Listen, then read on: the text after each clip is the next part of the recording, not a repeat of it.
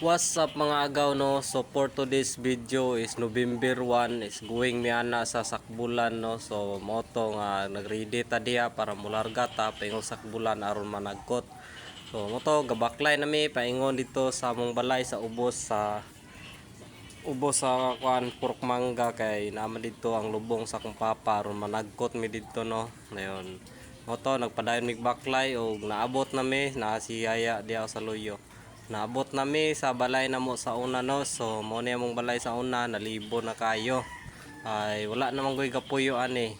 Oh, wala na kapuyo dire gibiyaan na mo ni kay lugay na. So libo na jud siya. Og mao ni dire ang lubong sa kong papa no nga akong tanggi lampasan kay libon kayon yan amay dako day kayong tambubuan. So wala na to na human og limpyo kay dako jud kay siya niya mapaakan ta. Ya mo to no man may panagkot dito pagka ugma pagka dos dito na kami sa magulang dito sa Lukibong. To naghikay mi dito para baluno mo para managkot mi Minterio San Pablo no. So mo na among pang prepare diha. Shout out ni Mr. Kilay nga may nagmikos-mikos diha no. May nagmikos-mikos adobong manok no og naabot po diha ang parcel nga biko. O, basta na mga kalag-kalag dili malimtan ako ang biko. So dito po sa taas mo po na ato ang giluto no. Adobawo nga baboy. So mao to pag nagkamulo sila diag sinugba-sugba sa mga laman loob sa manok ug unya padayon tadera kay guwing na ta para managkot sa San Pablo no. Managkot sa Minterio sa San Pablo no sa Kalantay. Oh, ito paingon nami ana dito sa San Pablo. Oh, ready nami managkot nami ug nagbalon na pud mi sa among balon. O gunya diri ra man taman sa may crossing sa Tulay Dapit no.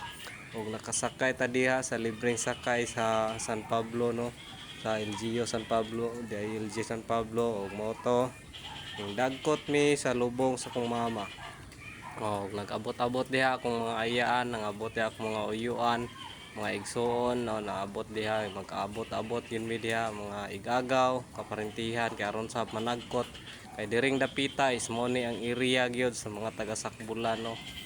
Sa mga nakabalo diha dapita taga Sakbulan gid sagad ang panglubong diha mura pong kaliwat sagad no.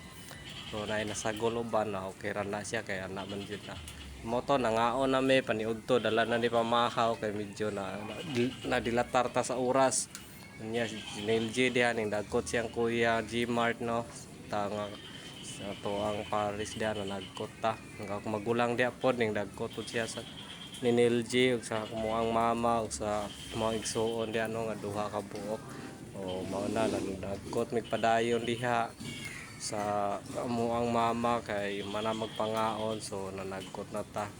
So mo to ni babay na ta nila tanan aron manguli niya. O kabalo na may namato diha o kalag nakuyawan ko gamay bin akong maulo ko ba. Sige. Goodbye. Mo to nanguli nami kay man naman may panagkot. So dira baklay na ta palugsong sa karsada na puno kay so baklay na sabtan no kaya nga tuang gisakyan nga babaw is naraman dito sa ubos no sa may crossing dapit dito sa may tulay. So moto nagpadayon sila baklay diha no. O pauli na kaya aron maka uli nami kaya ang bao tara dito sa ubos no. Ug samtang nagbaklay mi diring dapitan nakita nato na natay mga igagaw diha no nga nakita no niya diha pag uli na namo si Nelgy nakatulog hasta siyang igagaw nga si Renz nakatulog sa bao nangatulog sila kay murag gikapoy pud guro ni baklay pero ang uban ani gikugos man. So wala sila nangatulog nga sila kay gikapoy niya wa poy tulog anang gabi si Nelgy walay tarong tulog kay balay-balayon man gud siya dili kay katulog og laing balay no. So nakatulog silang duha kay ipang kapoy. So pauli mi ana kay paingon